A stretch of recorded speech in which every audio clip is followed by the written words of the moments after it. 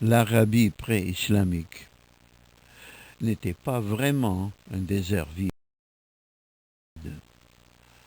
Pas du tout. Il y avait beaucoup d'actions, surtout à la Mecque.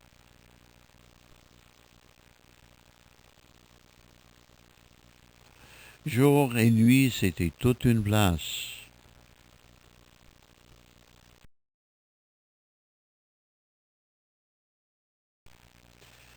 La Mecque était au centre des choses.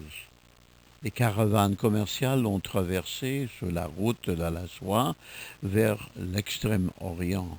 La tribu Quraysh reçoit des invités et accueille leurs divers pèlerinages religieux lors de leur visite au dieu de la Kaaba, où il y en avait 360 en tout, un pour presque tous les jours de l'année.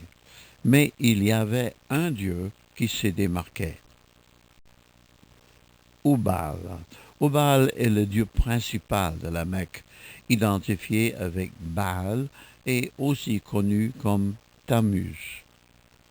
Ubal était le dieu de la lune et bien sûr sa mère était là aussi.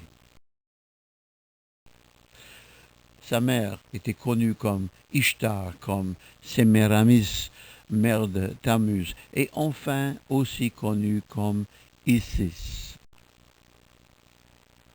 Oh, attends, les déesses ont des enfants? À la Mecque, oui. De toute façon, son fils devient célèbre. Obal devient seigneur du Kaaba.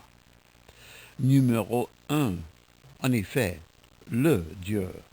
Al-Ilah. Allah. Al-Ilah est raccourci à Allah. Et Allah a trois filles. Exact, trois filles.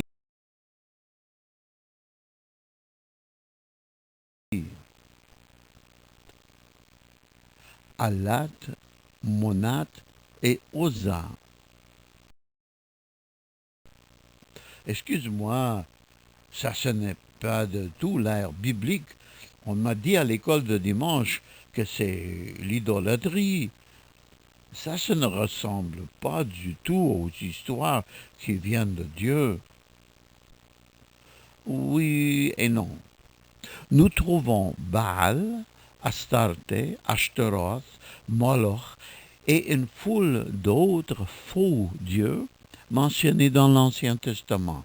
Mais Yahvé avertit Israël contre eux. Lisez l'histoire fascinante du match décisif entre Élie, Élia et les faux prophètes de Baal dans le premier roi chapitre 18. Alors, à la Mecque, c'était comme ça. Oui, la Mecque était peut-être encore pire. 360 dieux de tous les divers marchands qui fréquentaient ce lieu. La tribu Quraysh leur donnait ce qu'ils désiraient. Les affaires sont les affaires. Voici ce dont cela avait l'air. Adorateurs nus qui marchaient autour de la Kaaba, le grand édifice noir au centre là.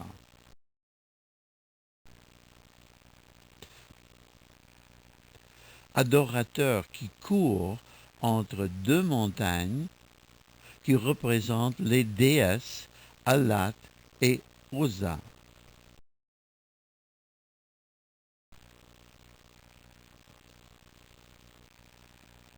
Les adorateurs encerclent un pilier qui représente des esprits malins, des djinns, et lui lancent des roches. Qu'est-ce que c'est? Ces adorateurs embrassent un météorite qu'ils considèrent divine. Bien sûr, Mohammed, qui a grandi à la Mecque, a fait toutes ces pratiques païennes, pas seulement dans sa jeunesse, mais comme adulte, même après avoir établi l'islam à la Mecque.